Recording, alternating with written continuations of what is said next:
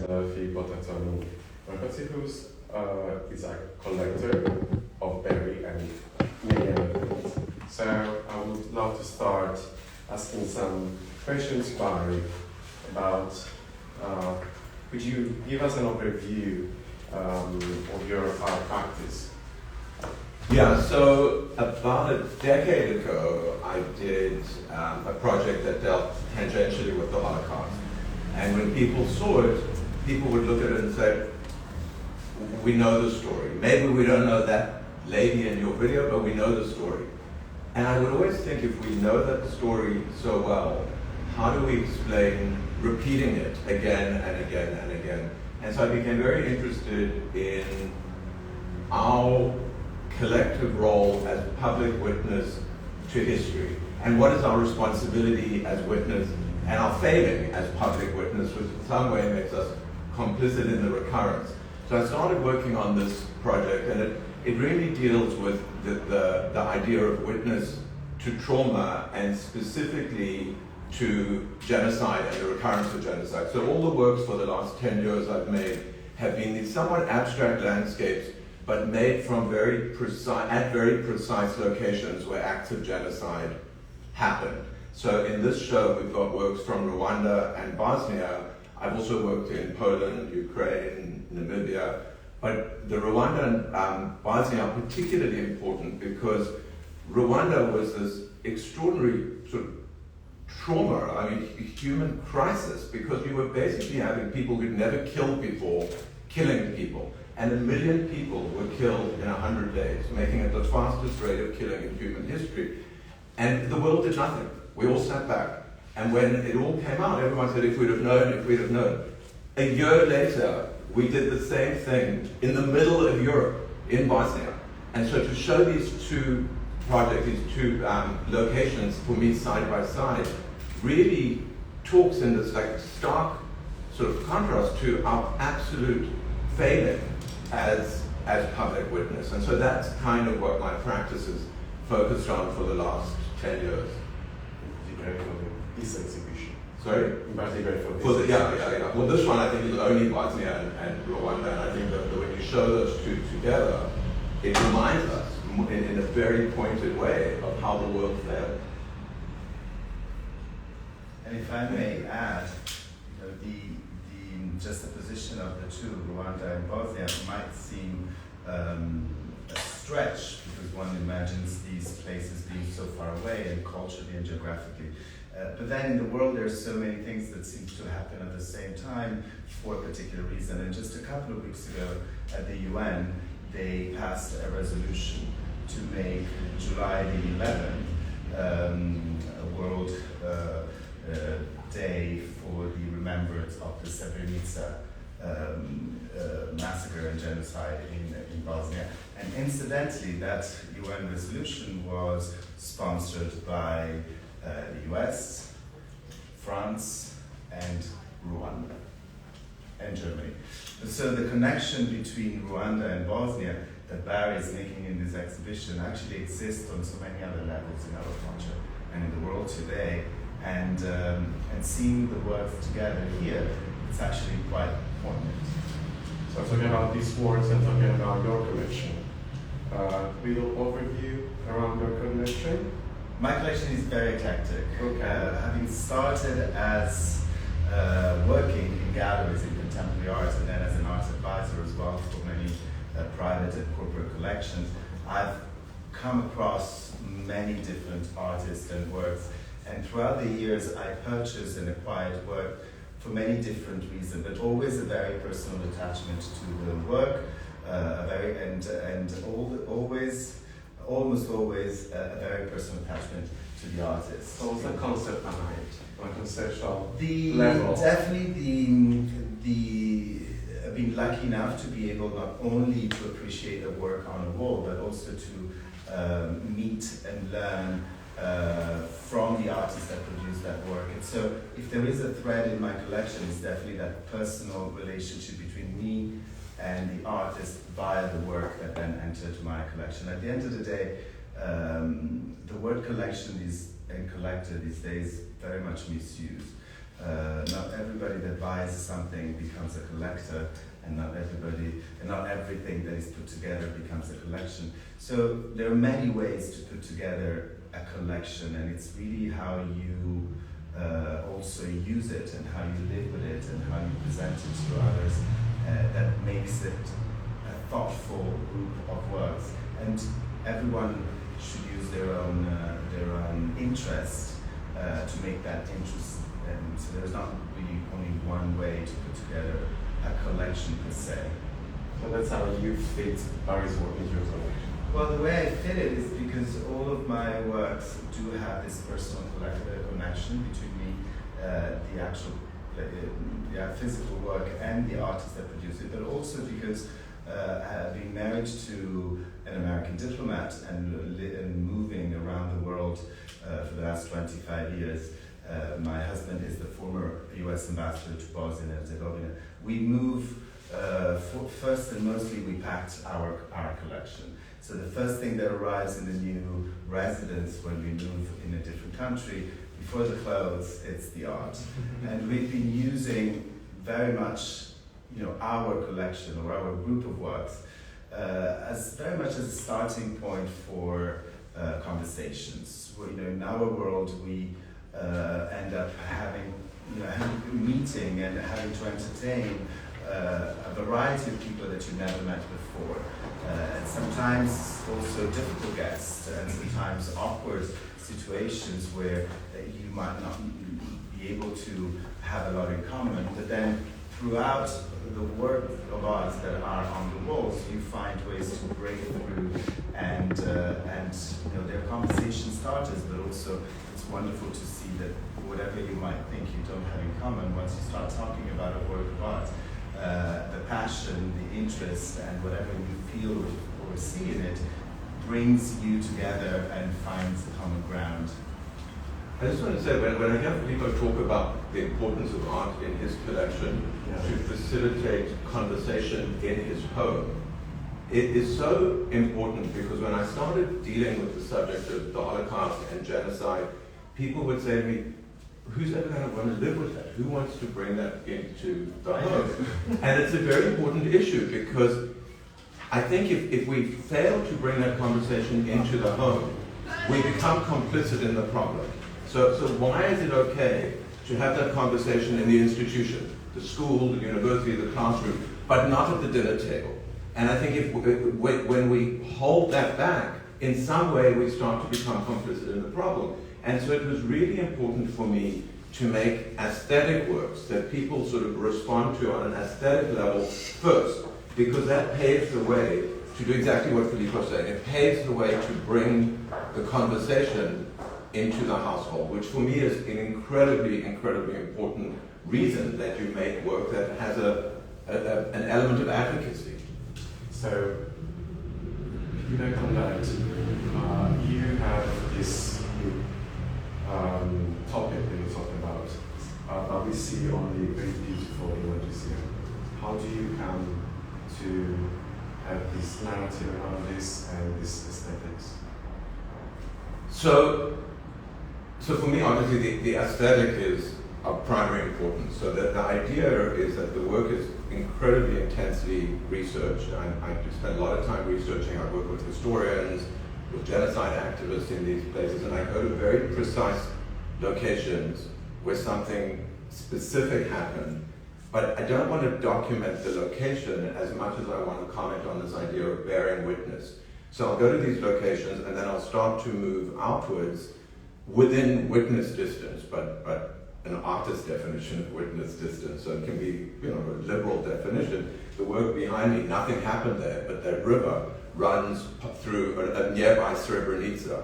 And so the river, the idea is that the river bore witness. So when the river empties into this lake, the idea still was the water as witness. So I used the term, I defined the term quite liberally, specifically to try and get to a location where I can make an aesthetic picture. Because my thinking is, if I can't engage someone on an aesthetic level, the opportunity to have a more substantial conversation is sort of gone. And I think the idea of sort of the aesthetic and the trauma creates this this tension, because people look at it and say, wow, this is such a beautiful picture. Well, tell me about it. And then I tell them what happened, and their jaws sort of drop a little bit. But I think for me, the aesthetic is really important, and we're so used to the dissemination of information on this subject being much more didactic. It's through the lens of the historian, the photojournalist, the documentarian, and there's a lot of writing that very heavily influenced me by a Dutch academic called Ernst van Alphen. And what Ernst basically says is our ability to process fact-based information about trauma is saturated. We just can't take it in anymore. We're so used to seeing these horrific images. And he issues a call to the artist, and he says it is the responsibility of the artist to try and engage the public more with the right brain, the part of the brain that interprets more sort of intangible information, to engage the audience's information in more creative ways in order to try and move the public consciousness forward. And so the aesthetic is a critical component of the work. And abstraction is being the language of many artists to be able to address a subject matter, or a controversial issue, or a personal issue, and bring it to the audience in a different way that a journalist or a photojournalist might be able to do. And they're all valid ways of expressions, and the more languages are used to discuss an issue, something that an artist is passionate about, the better the audience can participate. And since post-war, abstraction is been what has helped audiences confront issues that would have been much more difficult to confront if only to engage with writing or with journalism. And the role of artists is exactly that, is to provide a more personal and also more individual way to get into a subject. And Barry's work, the format and the way they're printed, not only the composition but the way they actually also presented, they're very much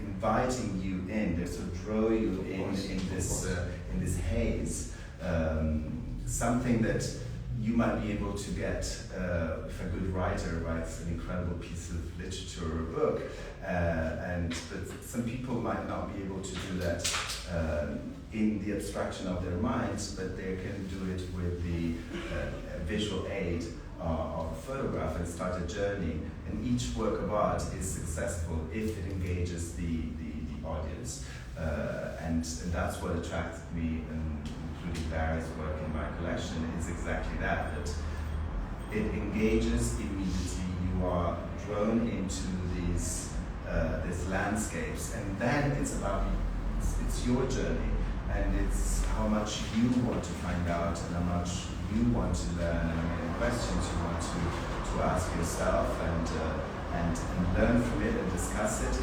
It's a great sort of portal, but then again, like with every work of art, it's up to you to want to take the journey. This is just the ticket. Can I tell a little secret about my strategies? When Filippo said the reason he was attracted to it is his work that draws you in, when I started working with this idea of motion and landscape, I was working very much with sort of left to right, like through a moving vehicle. And it failed for me, because what happens when you work left to right is that you give the eye permission to enter the image here, to walk through and to leave. And I felt like I wasn't staying in the landscape as much. And so I started experimenting with working vertically. And you'll see in all of these images the motion of the camera is vertical. And for me, and I hope it sort of translates into the way people respond, but for me, when I'm working vertically, if I look at that image, I don't go out of it. I stay in the work. I can place myself in the landscape. My eye doesn't travel out of it. I stayed present in the image for longer. And for me, that became a really important realization as I was sort of exploring how I dealt with the subject. So, about the technique, can you tell us something about it? Yeah, so people often either ask me or just assume that the works are double exposures or triple exposures, and I'm compositing them because you can see, for example, in Defiant Blooms, there are parts of the image that are incredibly sharp and there are parts that are blurred. But for me, it was very important that I make the work in a single exposure in camera, that there's no compositing, because my work really talks about this idea of the ethics of seeing. You know, what is our ethical responsibility of bearing witness? And for me to do that with authenticity, I felt like I had to make the image in a single exposure as the lens, as the metaphor for the eye, as the lens sees it.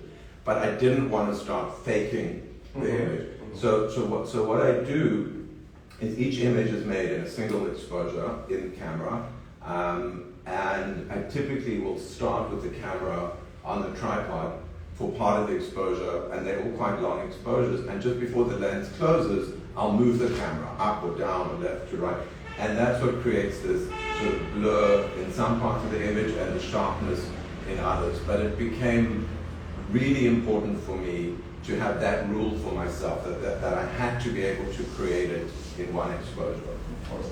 Just a little step back. In your writing, you talk about the idea of using the landscape, metaphorically, in your work. So when I was at art school, the introductory day, the head of the program said to us, you know, to make work that people are going to engage with, you have to come up with something new to say. He said, but if you're not smart enough to come up with something new to say, come up with a new way to tell people about something they think. They think that they know. And, you know, when I sort of was challenging myself, when people had said to me, we know the story about the Holocaust, like, how do you come up with a new way to engage people with subject matter they think they know? And I had studied a Dutch painter by the name of Armando, and he does these very beautiful landscapes of forests, but he coined the term the guilty forest. Mm-hmm. And he also deals with sort of the memory of World War II and so on. And his idea of the guilty forest was that the trees of the forest were guilty because they saw everything.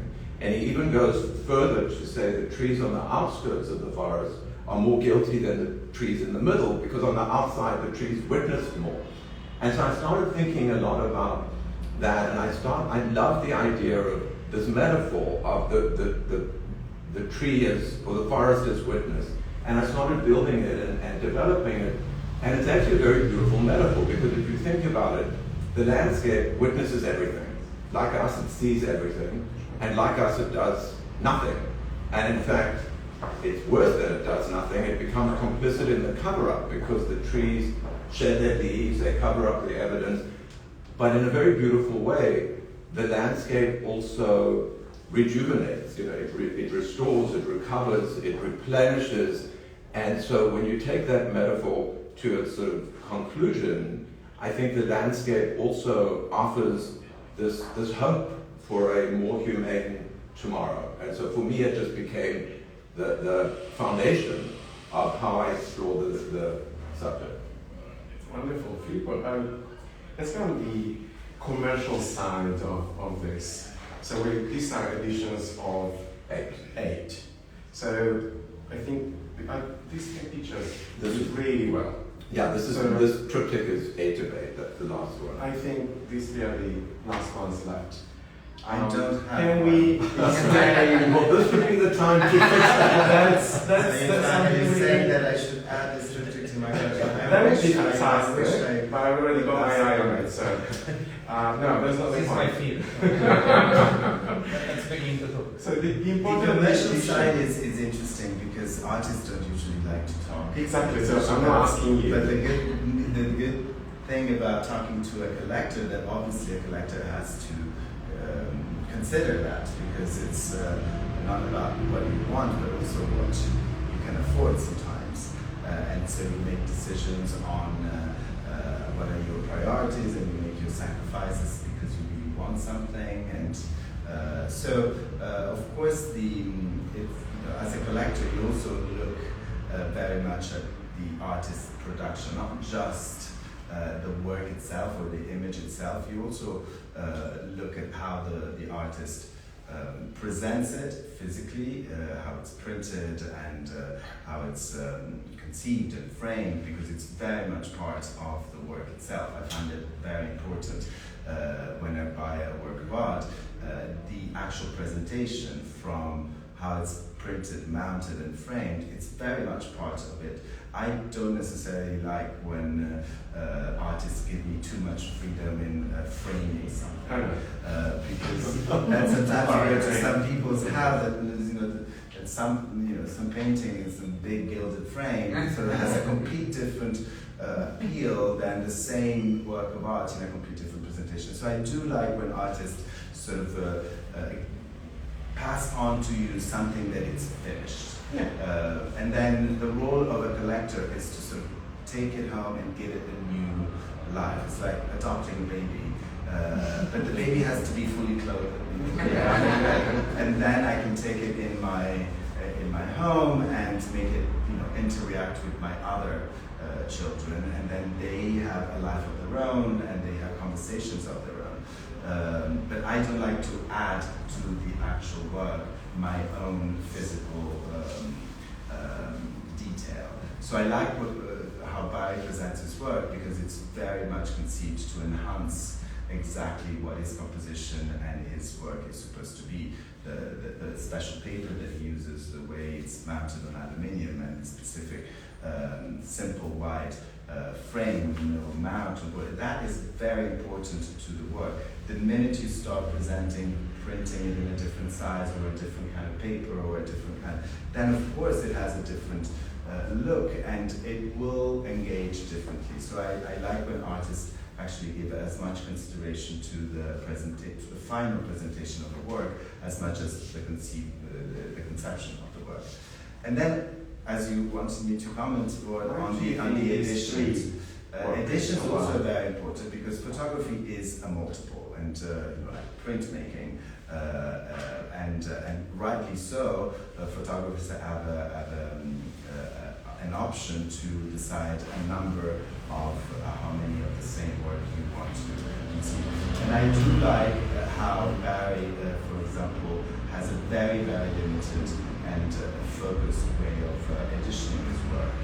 I like when artists like Barry don't make works to measure, so that the same work might exist in 3 different sizes, and 3 different frames, 3 different, sort of like, tailor-made to what's your budget or what's your space. As I said, the size is to be intrinsic to the work. If he has decided that this is the size, that means that this is the size that works for this particular work. In a different production, he might decide that he would print them completely different. So it's important with photography to also consider that as part of the work. And then how many, of course, I like when there are not many in the edition. As a collector, you want to sort of feel that you have something that not everybody else also has. And I collect a lot of contemporary photography. Editioning is part of that, and sort of being able to share that as well, for me, it's not a problem. It's actually a plus.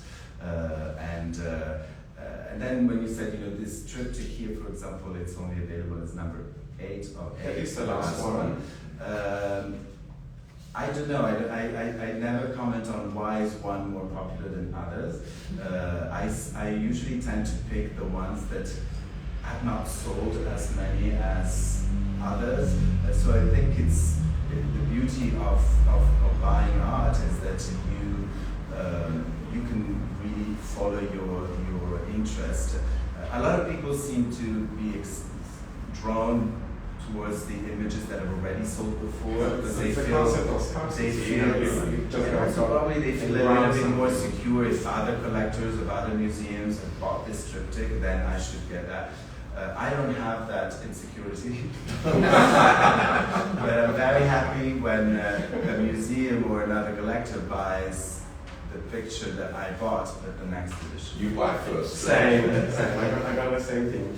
Hey, why do you think these works So I'm has done so well? particularly attached to this triptych because for me it's one artwork that tells my entire story. You know, it talks about this idea of, you know, from kind of steady state to some turmoil to this complete blurring, like the full sort of chaos. And in one work, that's really sort of what the essence of my practice is about. But what I love about it is how different people interpret it. It gives this room. I've had a lot of people say, shouldn't this one go here and that one go there? And my point is, it doesn't matter. I think the importance of it is that it can function in multiple ways. And then people have said to me, well, you know, what happens when you get here? What's the next one in the series look like? And people have said different things. Does it go back to that? Is it a complete white space or a complete black space?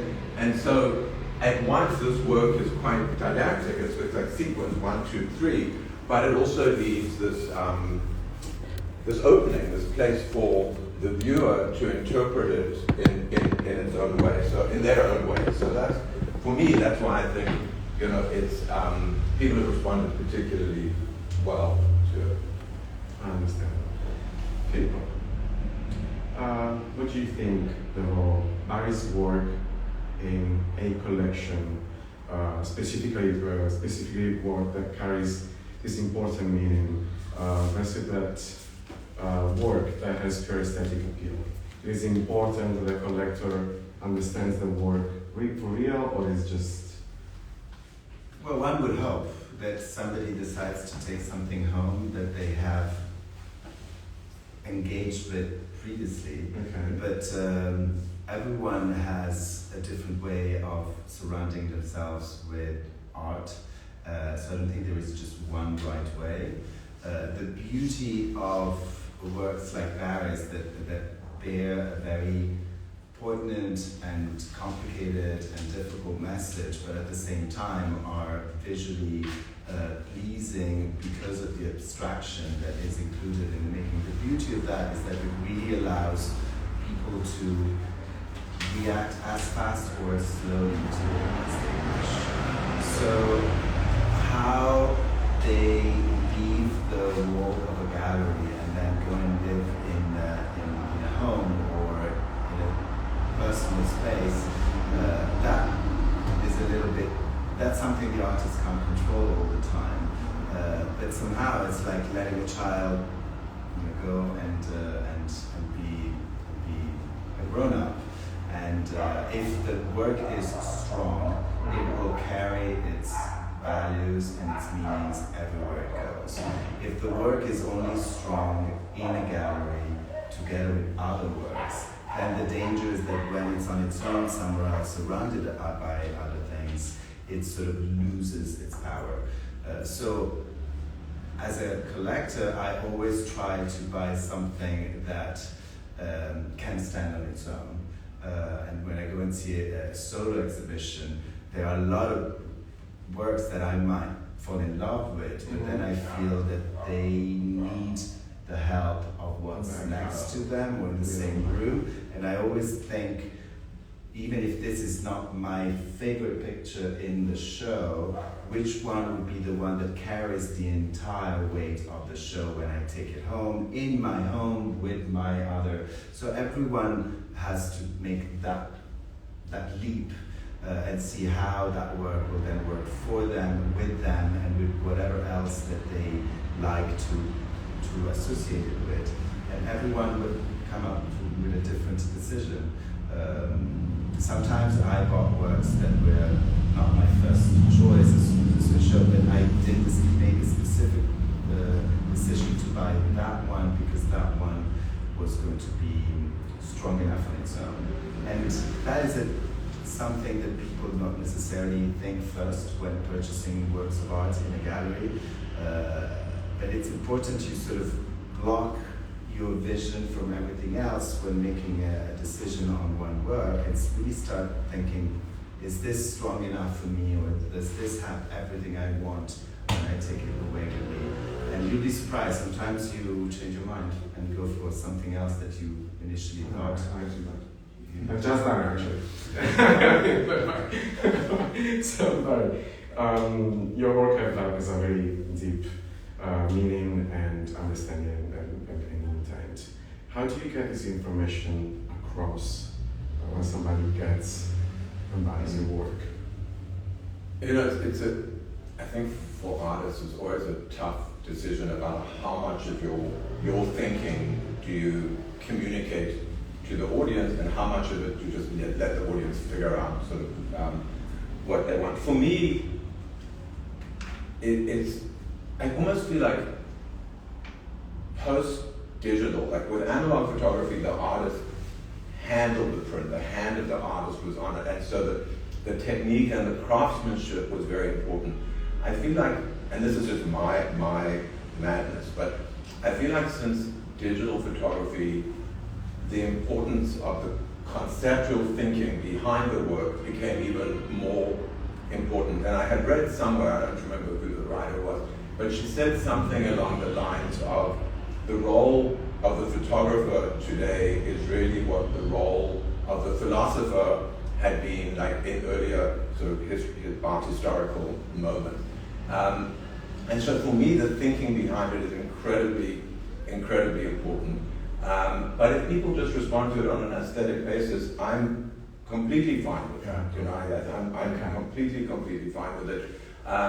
You'll notice that other than a very short text on the window, the only other information that we really give about the works is the location. So at some point you say, there's an artist who deals with Srebrenica, who deals with Rwanda, who deals with Ukraine. Like if you're thinking enough about it, you start to join the dots. And then also the other thing is like, what's he trying to say with this blurring? You know, it's like it's pretty, but you know, if you know a little bit about art, oftentimes at art school they will just tell you the first question you ask yourself is, what's the intent of the artist? Now, what's the artist? Even if you're not listening to the artist speak, you look at it like, why is he doing that? What's the intent? He's shot this work in Rwanda. There's this blurring thing going on. Why? And for me, that's enough. If that's as far as you go, that's enough. And it is super important, I think, for me to leave space for the viewer to interpret the work in their own way. I had an incredibly touching experience when Divine Blooms, that work was first exhibited. The woman who bought it came up to me and said, I just fell in love with that work, and that she was all teary. She said it was so powerful for me because it's my story. And when I shot it, and I called the title of it Divine Blooms, it was sort of the idea of survival in the darkness. You know, these like little weeds had sort of overcome the darkness and continued to find defiant. They had survived. And she told me that she had just recently survived a brain tumor. And for her, she was the little yellow flowers. Those flowers were her story of survival. And I was so touched by that, because for me that meant my artwork was working. She had made the story her story, which is so much more important than she appreciating it because of my story. So I think when an audience member or a viewer can put themselves in the work, if I leave enough space for that, then I feel like I'm doing my job as an artist.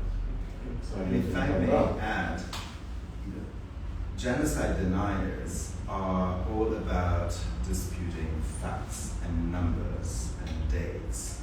And this work is not about facts, number, and dates. This work is about making you address this traumatic experience and events that we collectively carry in our past and present through an emotional and personal way that does not get distracted by the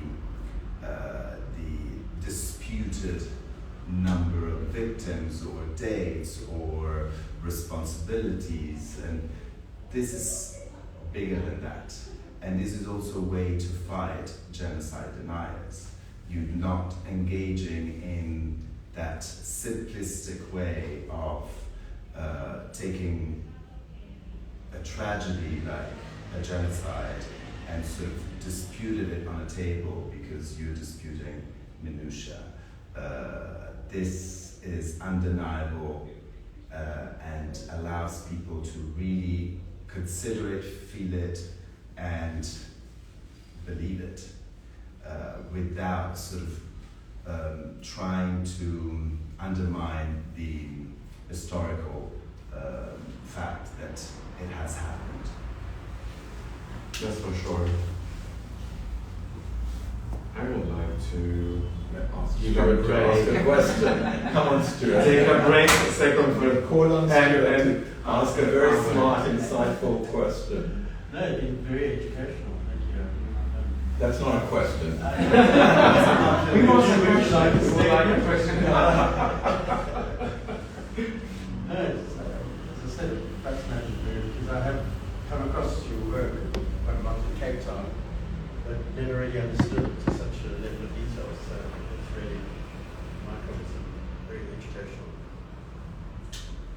Question. Anyone else? Yes.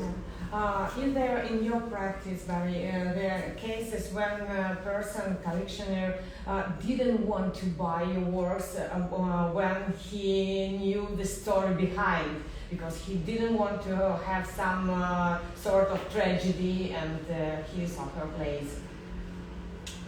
Yes, it's happened a lot, and I'm okay with that, because I would rather you have like a visceral, like super strong feeling that I'm responding to this almost so much that it's too intense for me to take it. So I'm okay with that.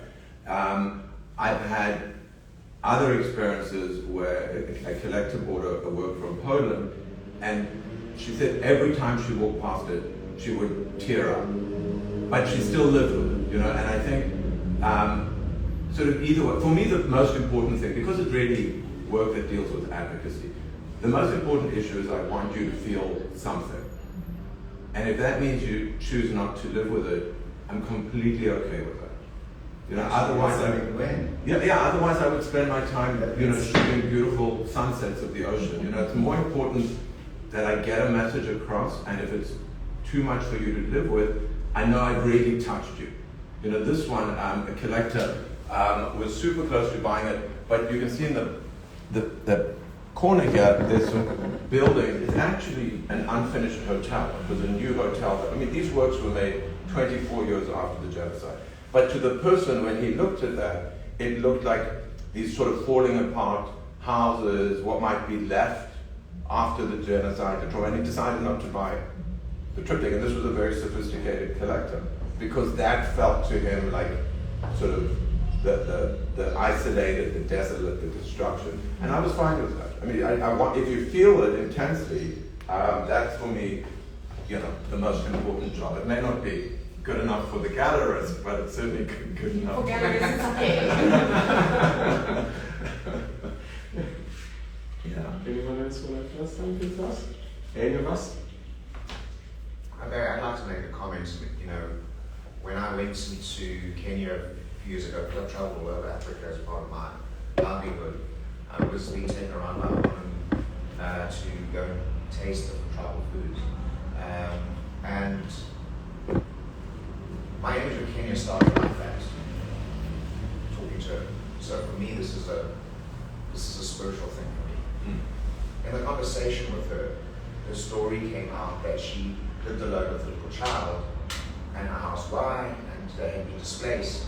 And there was a genocide that happened there. I think it took just a few days, 10 days or something, because these two tribes that rose up against each other. They had never killed each other. She was living in the home with her husband, who was from the other tribe, and they always lived peacefully together. She had to get into the back of a truck after just having had this baby and flee for her life, with her son's life. And I found myself there. And the thing that is so interesting around the facts coming into our lives is they all look like that. But when you take them into your psyche and you consider them, they're meant to actually open you up. It's like an act of prayer. So for me, when I look at that, that's very prayerful. And I love the way that your eye goes left to right. It starts with that, it goes there, and that's where you should be. It's not a clear space why humans go into this arena of doing something like this. It's so foreign, but it's so present in each of us that it's something to contemplate. And I think you address it so beautifully, particularly in the triptych. So thank you. Thanks. I think we can go and get to work. Okay. Yeah. Thank you very much. Thank you. Thank you. Thank you for having me. Francesco. No, thank you. Thank you for coming. Thank you, Filippo. Thank you. And Stefano.